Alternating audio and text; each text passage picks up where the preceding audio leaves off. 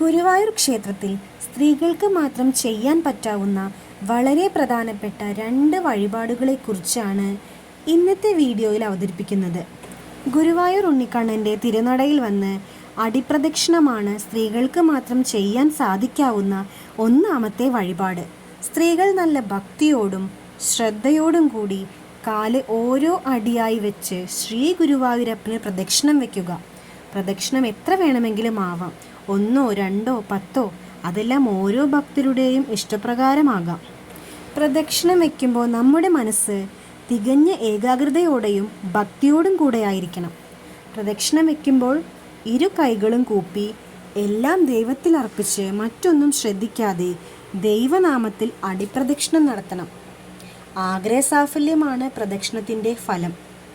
നമ്മൾ എന്താഗ്രഹം പറഞ്ഞിട്ടാണോ ഗുരുവായൂരപ്പനെ മനമൊരുക്കി പ്രാർത്ഥിച്ചത്, അടിപ്രദക്ഷിണം നടത്തിയത്, ആ ആഗ്രഹം ഗുരുവായൂരപ്പൻ തീർച്ചയായും സാധിച്ചു തരുന്നതാണ്.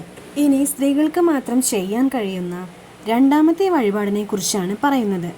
സ്ത്രീകൾ ഗർഭിണിയായാൽ ഗർഭസ്ഥ ശിശുവിൻ്റെ സംരക്ഷണത്തിനും സൽസന്താന ലബ്ധിക്കും വേണ്ടി ക്ഷേത്രത്തിൽ നെയ്ജപം എന്നൊരു വഴിപാടുണ്ട്. ഒരു ഇലയിൽ കുറച്ച് വെണ്ണ പുരട്ടിയിട്ട് ഭഗവാന്റെ ശ്രീകോവിലിനകത്ത് കൊണ്ടുപോയി മേൽശാന്തി മന്ത്രം ചൊല്ലി പൂജിക്കും. എന്നിട്ട് ആരാണോ വഴിപാട് ഷീട്ടാക്കിയത് അവർക്ക് വെണ്ണ പ്രസാദമായി നൽകും. ഗർഭിണിയായി 3 മാസം കഴിഞ്ഞ് ഗുരുവായൂർ ക്ഷേത്രത്തിൽ വന്ന് ഈ വഴിപാട് ചെയ്യാവുന്നതാണ്. ശീവേലി കഴിഞ്ഞാലാണ് നെയ്ജപം പ്രസാദമായി ലഭിക്കുക. ഈ നെയ്ജപം ഗർഭിണികൾ വെറും വയറ്റിലാണ് കഴിക്കേണ്ടത്. ഇത് 3 ദിവസമെങ്കിലും അടുപ്പിച്ച് കഴിക്കണം. പ്രസവം വരെ നെയ്ജപം വേണമെങ്കിൽ ആവശ്യമുള്ള നെയ്യ് വാങ്ങി മേൽശാന്തിയുടെ അടുത്ത് കൊണ്ടുകൊടുത്താൽ മേൽശാന്തി പൂജിച്ചു തരുന്നതാണ്.